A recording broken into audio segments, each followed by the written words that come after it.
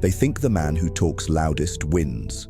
They think the one who moves first, flares hardest, and makes the most noise commands the field.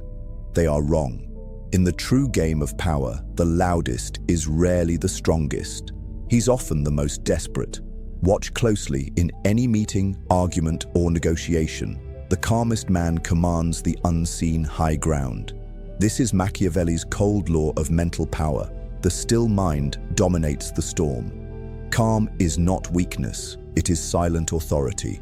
Most men lose it in seconds. A flash of anger, a twitch of impatience, a careless word, and they've traded their advantage for a moment's release.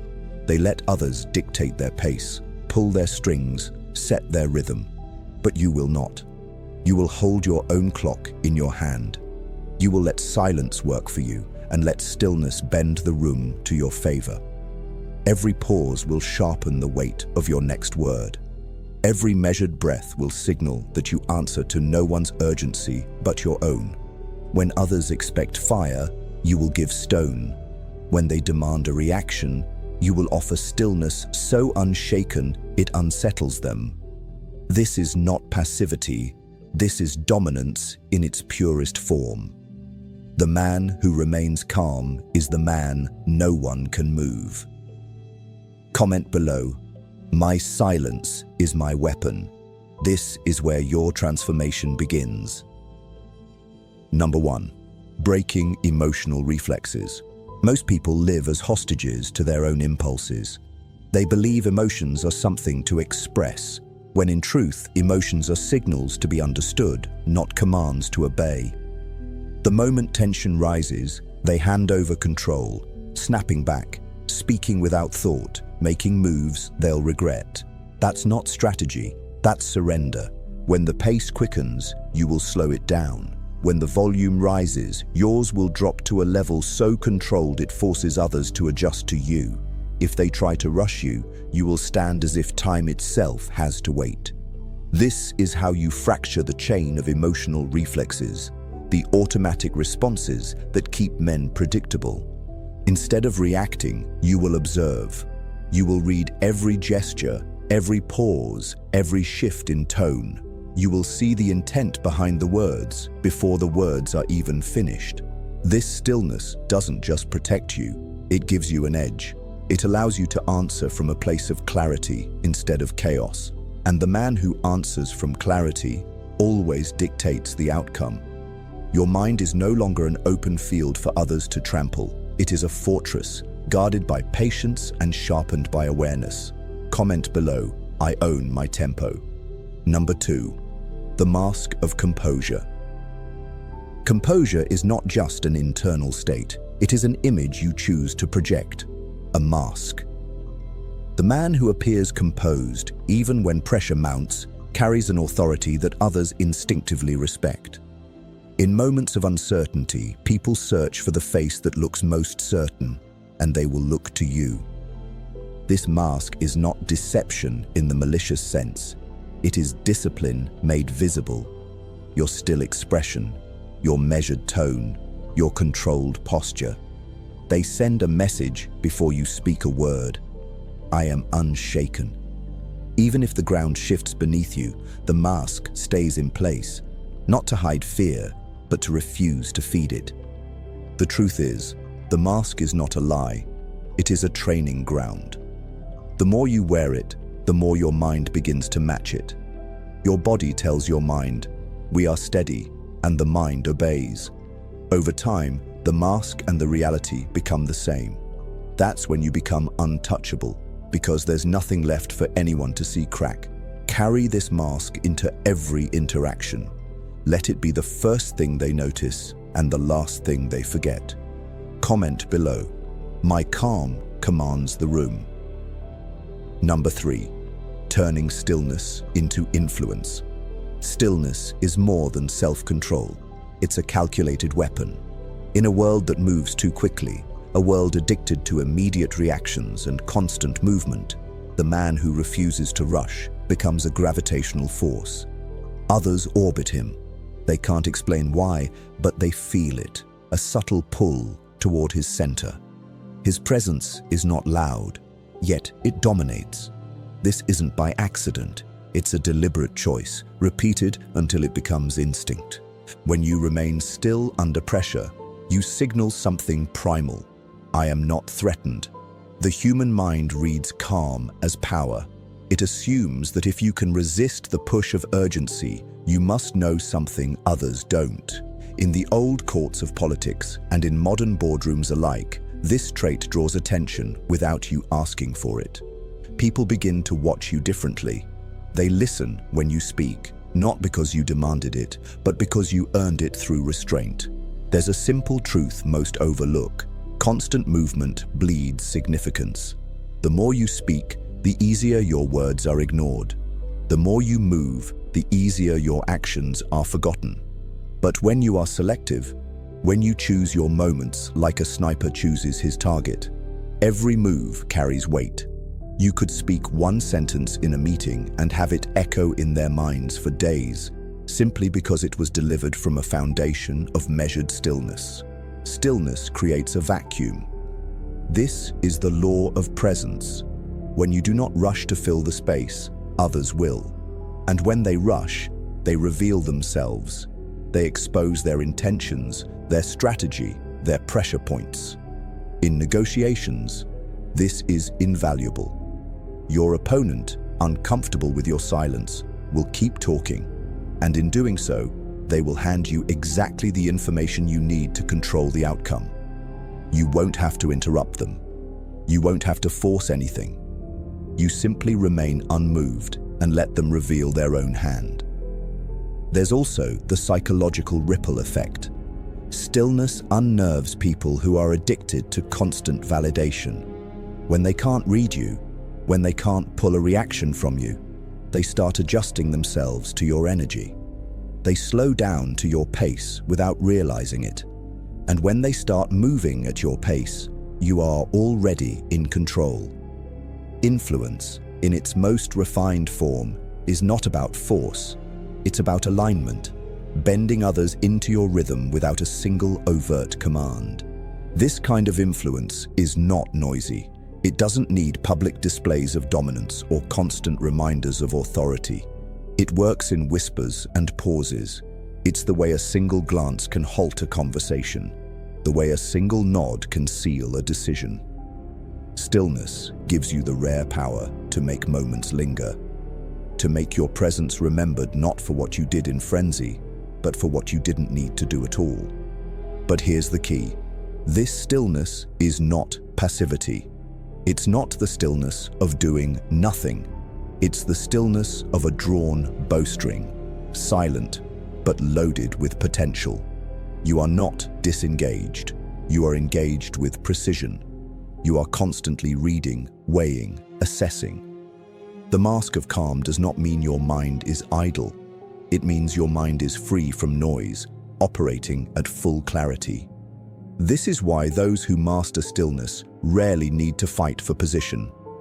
The room adjusts to them. Decisions tilt in their favor because they are perceived as steady, capable, and grounded. And people naturally trust stability over chaos. When two men speak, the one who speaks less but with greater control is the one remembered. In a crisis, the one who remains calm is the one followed. The world is drawn to the figure who is unaffected because in their composure lies the promise of direction. To turn stillness into influence, you must train 3 disciplines. First, discipline of posture. Your body speaks before your mouth does. Shoulders square, spine straight, movements deliberate, every gesture measured, never rushed. The man who moves with purpose communicates control without words. Second, discipline of tone. Your voice is the carrier of your authority. A calm, steady tone under pressure makes people lean in rather than push back. Keep it low, keep it clear, keep it deliberate. Make them wait for your words, and when you give them with finality. Third, discipline of timing. Resist the urge to fill silence. Let it work for you. In the pause between their question and your answer, you gather more than facts. You gather control. That pause says you are not being pulled into their urgency. You are moving on your own terms. When you master these, something changes in the dynamic of every interaction. People stop expecting you to compete for attention. Instead, they begin to measure themselves against you. They unconsciously wonder if they are keeping up with your pace. And when they adjust to you, you've already won the hidden game of influence. Remember, influence built on noise is fragile.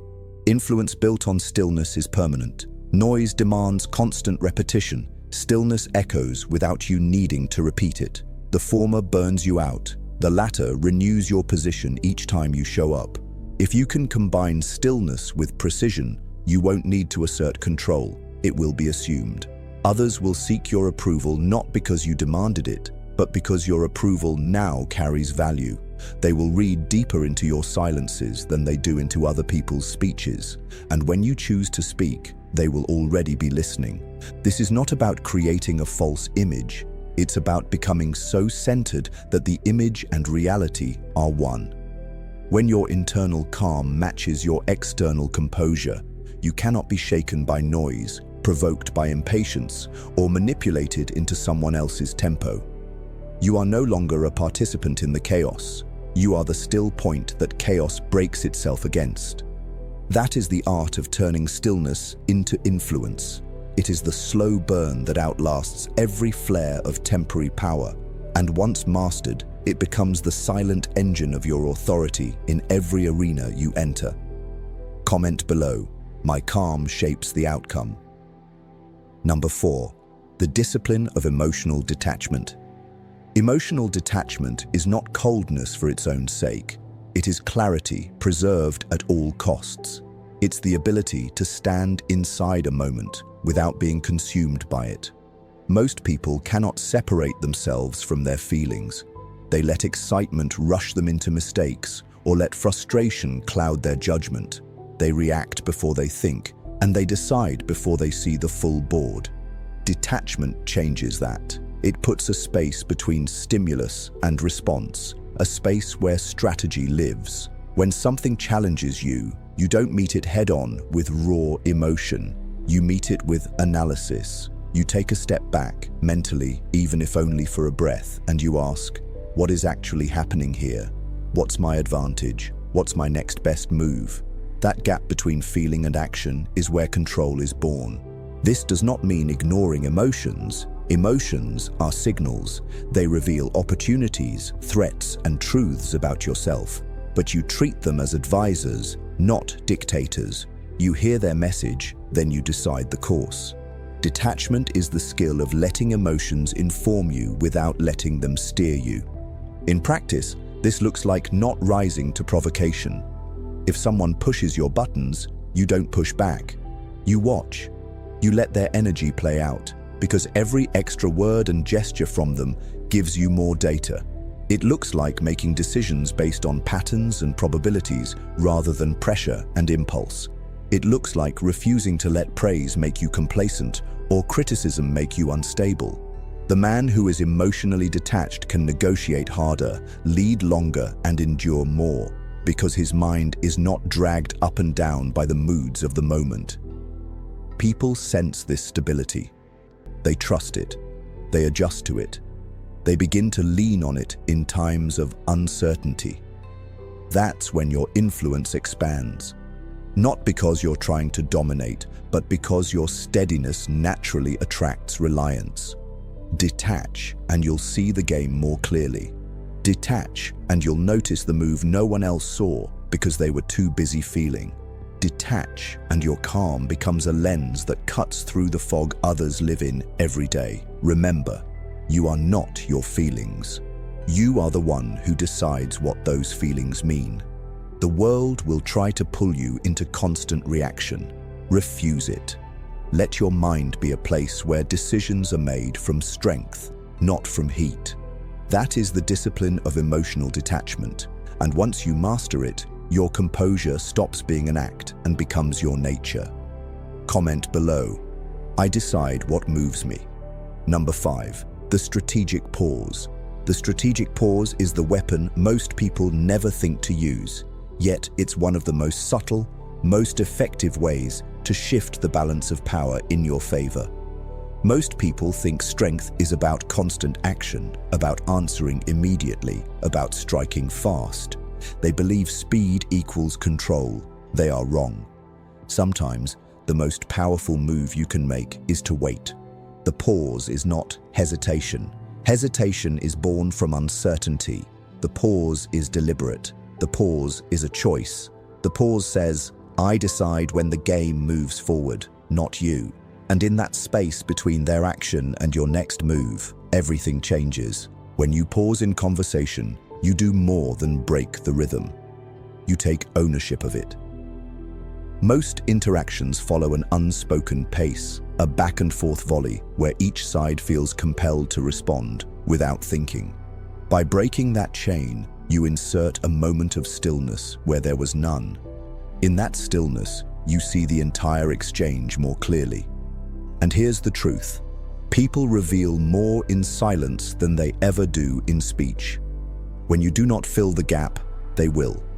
They will explain more than they need to, clarify points that didn't need clarification, and sometimes even contradict themselves. The human mind finds emptiness uncomfortable, so it rushes to fill it, and that rush exposes what they didn't intend to share. The pause has another effect. It magnifies your presence. When you speak instantly, even if your answer is sharp, it feels reactive. But when you allow a calculated moment before you respond, your words gain weight. They no longer sound like reflex, they sound like judgment. They carry the aura of having been considered. People listen differently when they believe your words have been measured. In negotiations, the pause can be lethal without ever crossing a line. Imagine they give you an offer, expecting a quick counter. Instead, you say nothing. You look at them, calm and steady. The seconds stretch. They start to wonder if they've pushed too far. And before you've said a single word, they might backtrack, soften their stance, or sweeten their terms, all to break the silence they can't bear. That's influence without force. The pause also applies to action, not just speech. In a world that glorifies being first, you will learn to be deliberate. When everyone else is scrambling to act, desperate to move, you stand still. You watch. You let the first wave of movement burn out. You see which strategies fail, which mistakes are made, and which opportunities remain untouched. Then, and only then, you move. And your move lands with precision because it is informed, not rushed. But understand, the pause is not a trick to be used mindlessly. It must fit the moment. Too short, and it loses its impact. Too long, and it risks looking like indecision. In high-pressure situations, even 2 or 3 seconds of silence can feel like an eternity to the other person. In slower, drawn-out scenarios, you may take a minute or more before you respond or act. The key is to control that space naturally, without signaling nervousness or uncertainty. Your body language during the pause is as important as the pause itself. Keep your posture steady, shoulders back, face relaxed, eyes steady and present. You are not withdrawing, you are holding the space. The difference is everything. If your pause feels like retreat, it weakens you. If your pause feels like control, it strengthens you. Over time, people will begin to notice. They will feel the weight of your pauses. They will try to interpret them. They will wonder, what is he thinking? What is he waiting for? And here is the Machiavellian beauty. Even when there's no hidden meaning, they will still imagine one. That imagined meaning will often work in your favor. The strategic pause also trains you. It forces you to resist the pull of urgency. It teaches you to create space in your own mind before making a decision. It conditions you to observe more than you speak, to act less but with greater precision. And with every well-placed pause, you reinforce your position as someone who moves only when he chooses to, not when others demand it. Think about history's most respected leaders, negotiators and tacticians. They were rarely the fastest talkers in the room. They were the ones who could wait while others panicked.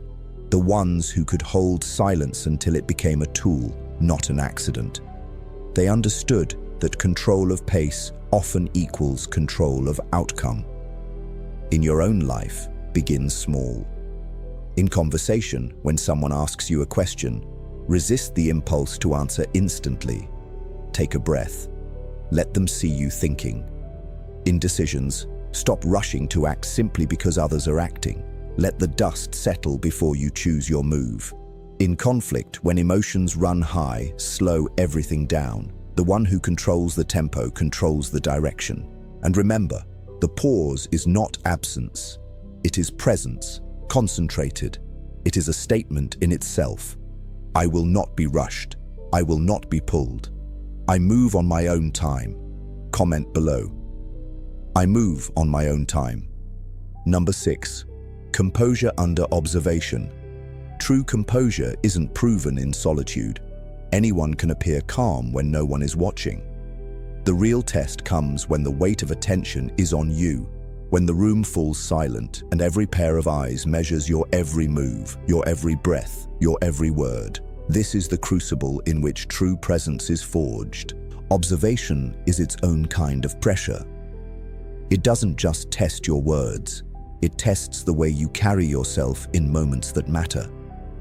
It can be the pressure of an audience during a presentation, the quiet focus of a negotiation table, or the steady gaze of an opponent across a debate.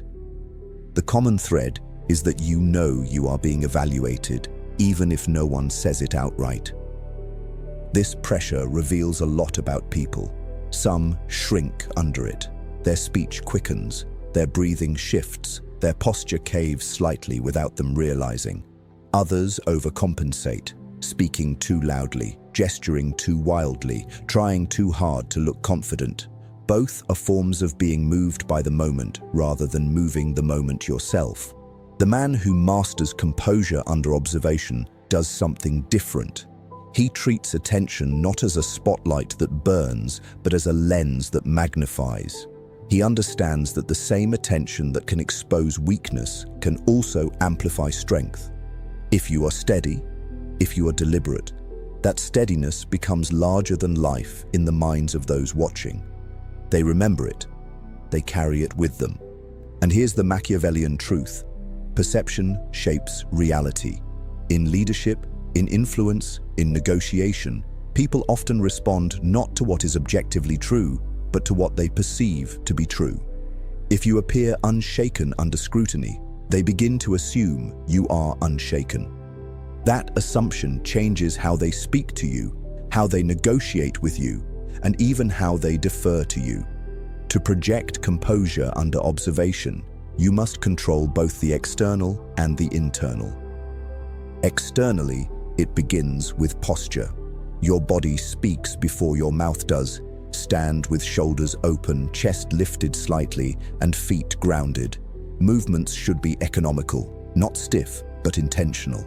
Avoid fidgeting, tapping, or shifting unnecessarily. Every extra movement dilutes the impression of control. Instead, let each gesture have purpose, each turn of the head be deliberate, each shift in stance be a choice. Then there's the face. Your expression should be relaxed yet engaged, not blank. That reads as detached or uninterested, but steady. A slight narrowing of the eyes to signal focus, a calm mouth without tension.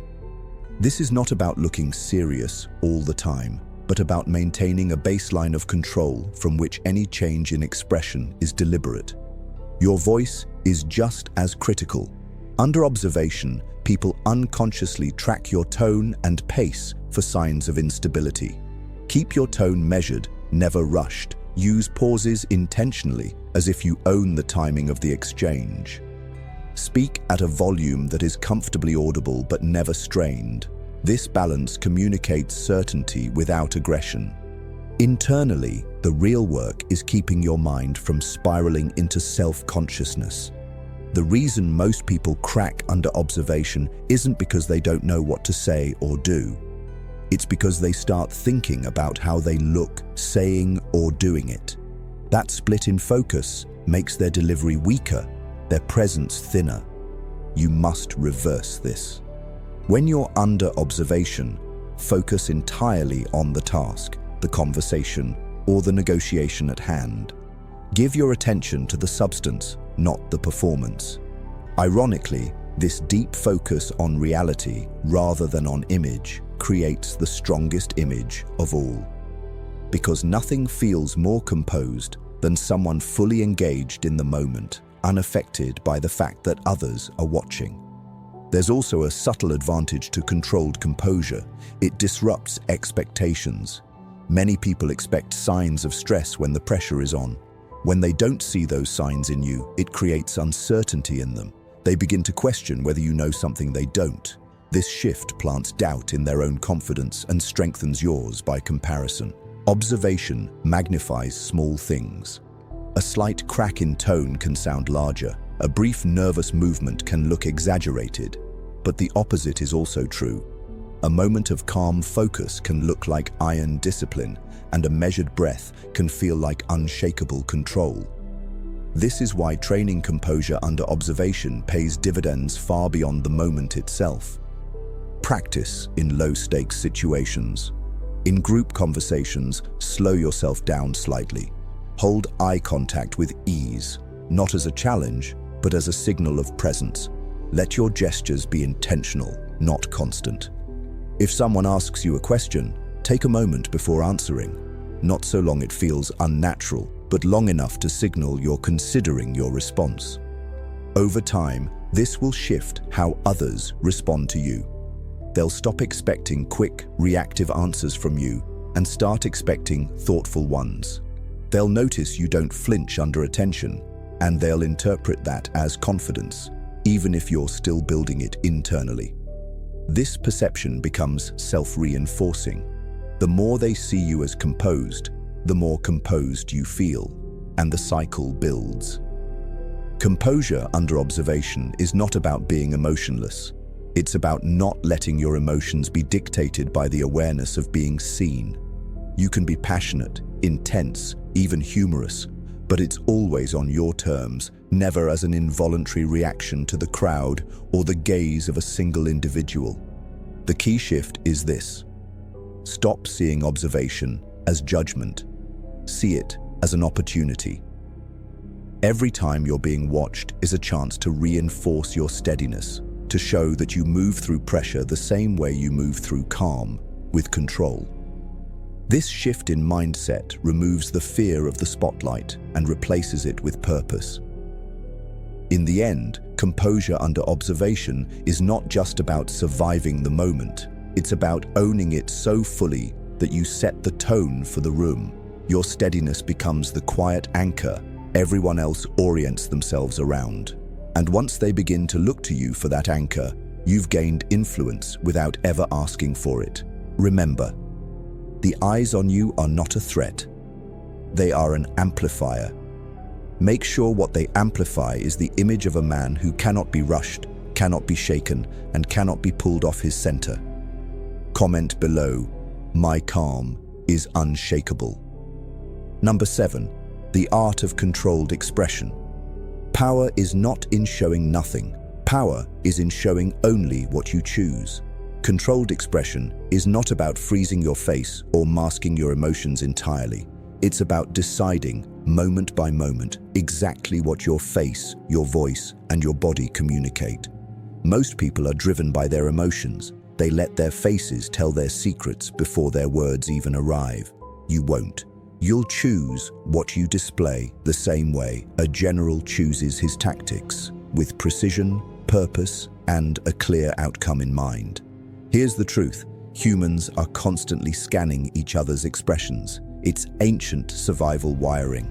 In fractions of a second, we notice a twitch of the eye, a tightening of the jaw, a shift in tone. Most of this scanning happens unconsciously, but it shapes how people feel about you instantly. That means you are always broadcasting something, whether you mean to or not. Controlled expression ensures that what you broadcast is intentional. Let's start with the face. Think of it as the frame through which all your words and actions will be judged. Keep it relaxed but alert. A frozen, stone-like face communicates defensiveness or detachment. A face that changes too much signals instability. You want a steady baseline, a calm, engaged look that feels grounded. This baseline is your anchor. From it, any shift becomes noticeable and therefore powerful. If you decide to smile, it's because it serves the moment. If your expression tightens, it's because you want it to land like a signal. In controlled expression, every change is deliberate.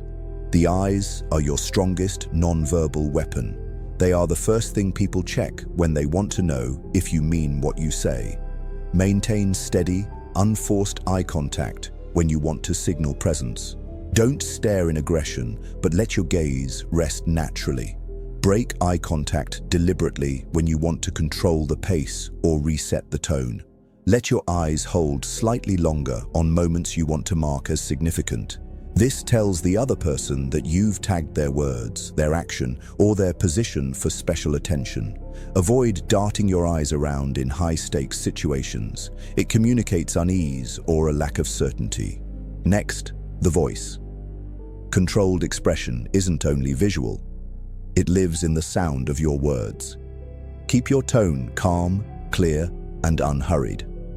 Let emphasis come from precision, not volume. Raise your tone slightly when you want to inject energy or urgency, and lower it when you want to command attention. Speak at a pace that is comfortable to you, not one that's dictated by the other person's rhythm.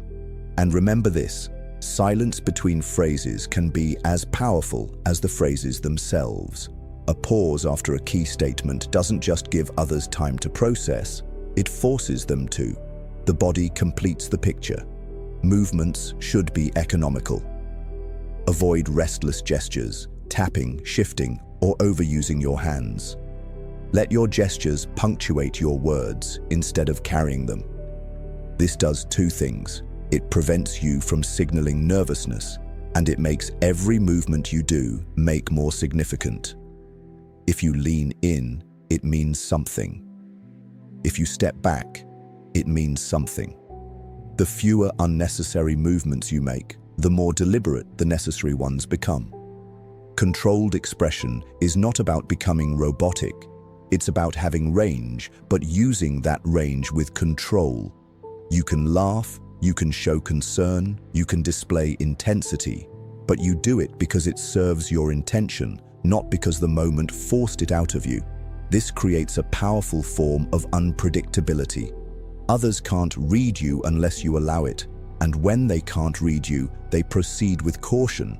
They second-guess their own approach. They try to anticipate you, and in trying, they slow down, giving you control of the pace. The deeper advantage is psychological. When people can't predict your reactions, they become more careful with their words. They reveal less impulsively. They check themselves before overstepping.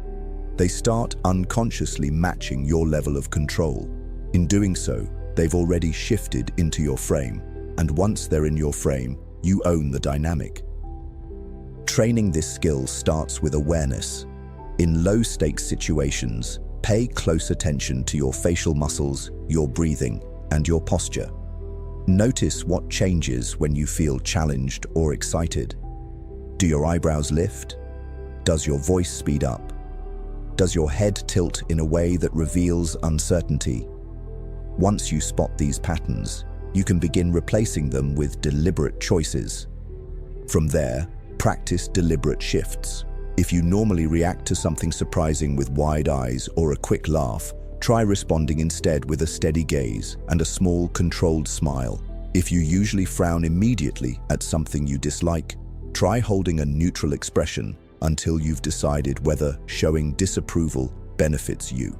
Over time, you'll find yourself able to shift expression not in reaction to others, but in a way that directs them. Imagine a negotiation where you've been silent for a moment. They make an offer. Instead of rushing to respond, you let the silence hang, then slowly allow a faint smile to form. Not approval, not mockery, but ambiguity. That one move can make them question whether they've gone too far or whether they've just opened a door you can walk through. Or picture a tense exchange where your opponent is expecting you to flare up. Instead, you keep your face calm, your eyes steady, and your voice even. Their strategy loses its target, and they're forced to recalibrate. These are not accidents. They're micro-strategies that turn your own presence into a controlled instrument. The highest form of controlled expression is when your external signals match your internal strategy. You are calm because you've trained yourself to be calm. You project certainty because you've done the work to become certain. At this point, there's no gap between the man you are and the man they see. And that's when you become untouchable in perception and reality alike. Controlled expression is subtle. It will rarely draw direct praise or recognition. People may not even consciously notice what you're doing, but they will feel it. They will remember that you didn't flinch, that your smile arrived at the exact moment it mattered, that your tone never lost its balance, and they will carry those impressions into every future interaction with you. This is the quiet language of authority. You're not just speaking through your words, you're speaking through the control of every visible and audible signal you send. And the better you get at choosing those signals, the more the world will respond to you with the respect it instinctively gives to those who master themselves first. Comment below, I choose what they see. Number 8, the calm that commands respect. There is a kind of calm that's polite, and there is a kind of calm that dominates. The first earns a nod, the second earns silence from the room. You are not here to cultivate a pleasant calm. You are here to forge the kind that commands respect without ever asking for it. Respect built on noise fades when the noise stops. Respect built on fear collapses when fear is removed. But respect built on an unshakable center, the calm that does not bend under pressure, becomes a constant. People may not agree with you, they may not even like you, but they will recognize that you stand firm in a way most cannot. This calm is not passive, it does not retreat, it is active presence. It means that whether you're in the middle of chaos or in the focus of a quiet decision, your breathing, your tone, and your movements are under your control. You are not untouched because nothing happens to you. You are untouched because no matter what happens, you remain the same. The respect this earns is different from admiration. Admiration can be given easily, often based on talent, charm, or even luck. Respect for calm is harder to win. It comes only after people have watched you face moments that would break others and seen you remain composed.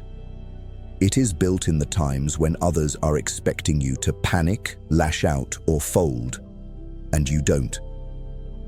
There is also a hidden effect. Your calm becomes contagious. In tense situations, people instinctively look for stability. If you can remain steady when others are unraveling, they will begin to mirror your composure. Even those who outrank you in status will unconsciously take their cues from you. That is how calm transforms from a personal strength into a silent form of leadership. This kind of calm doesn't announce itself. It doesn't need to. It works in the quiet details, in the way you respond slower than they expect, in the way your tone stays steady while theirs rises, in the way your body language stays grounded when theirs shifts. These details stack over time, and together they build the image of a person who does not break.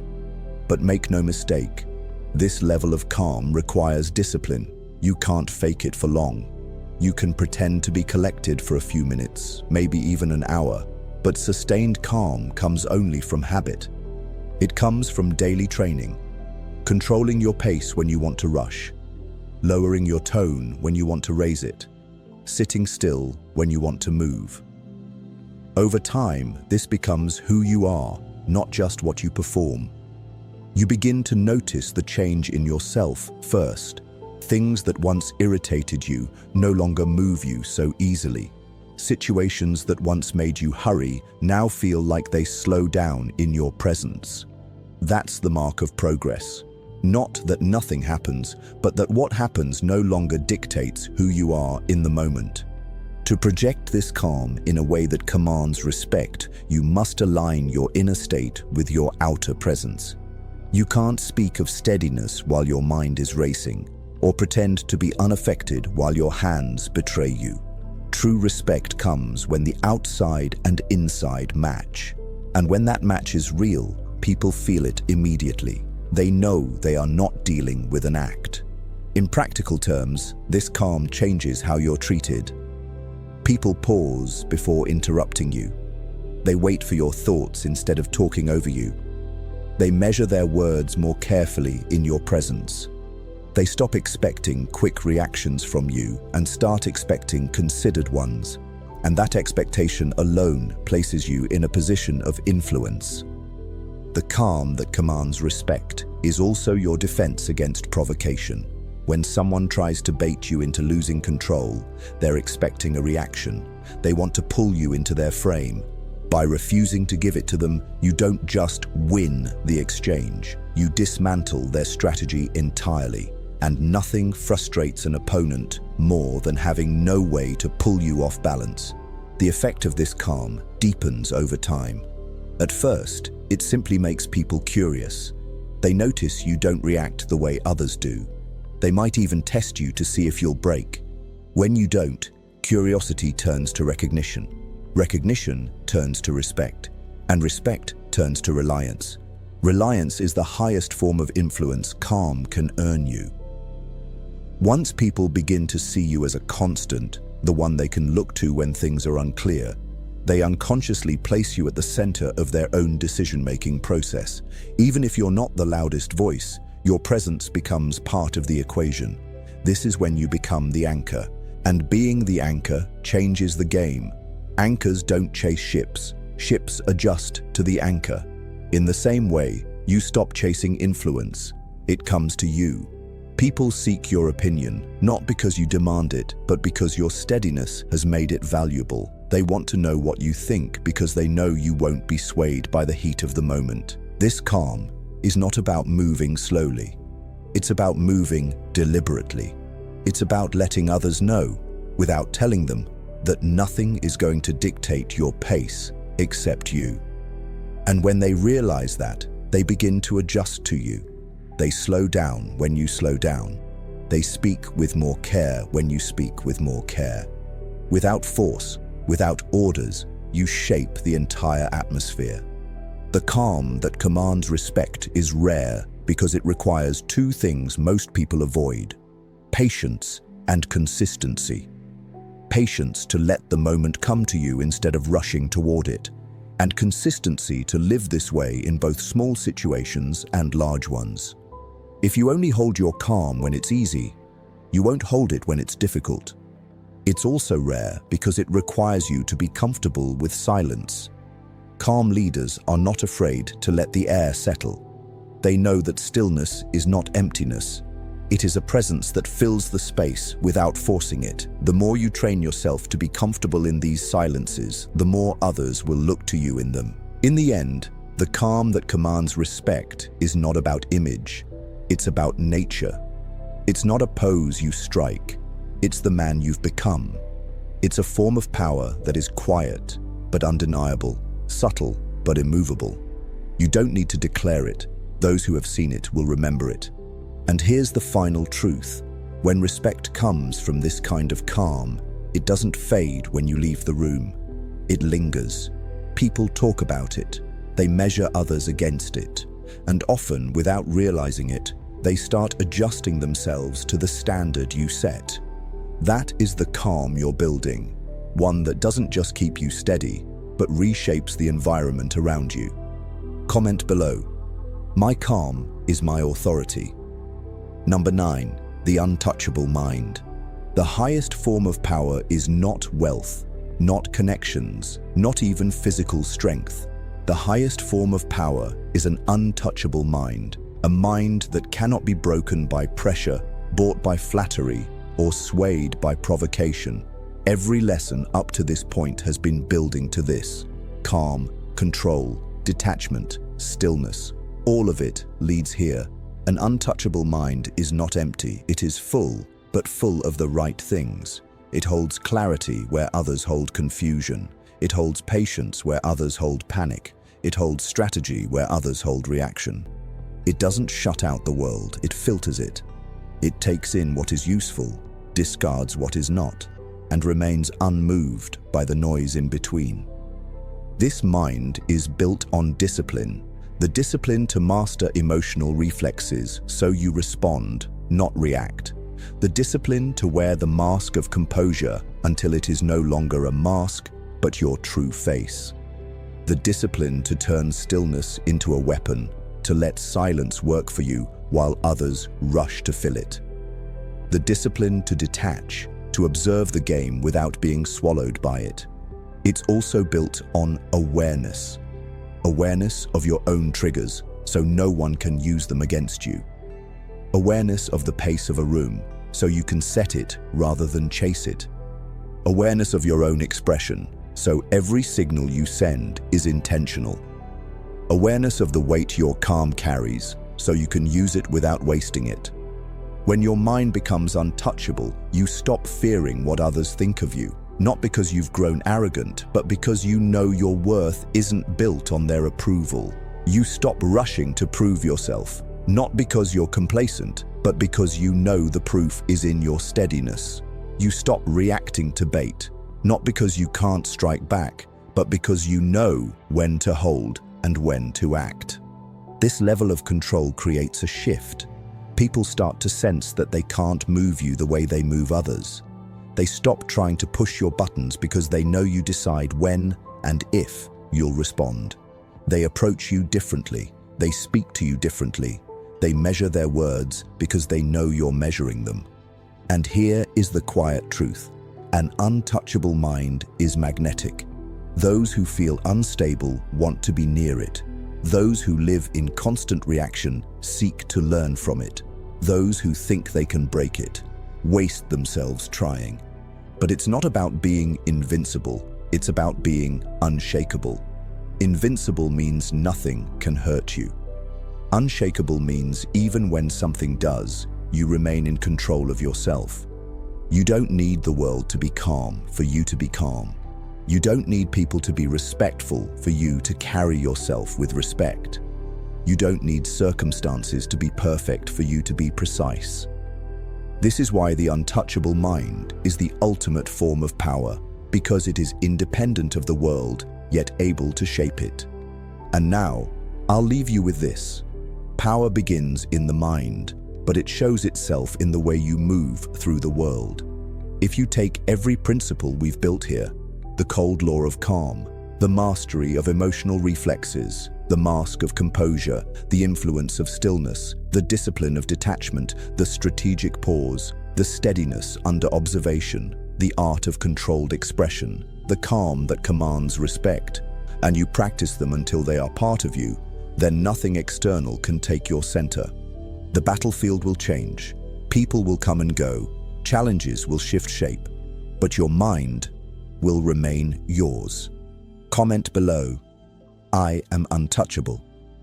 And if you want more of this, more strategies for mastering yourself and shaping the world around you, make sure you like this video, subscribe to Psygrythm, and turn on notifications so you never miss what's next.